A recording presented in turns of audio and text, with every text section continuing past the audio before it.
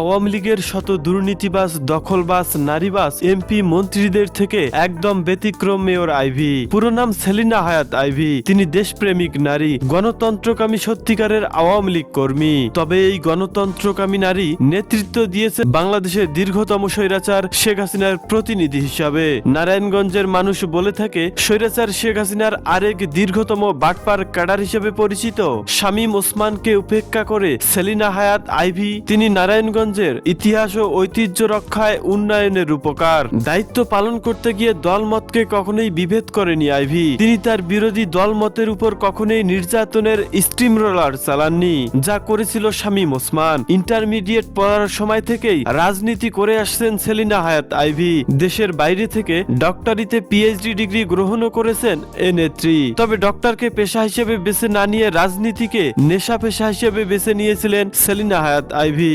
দলমত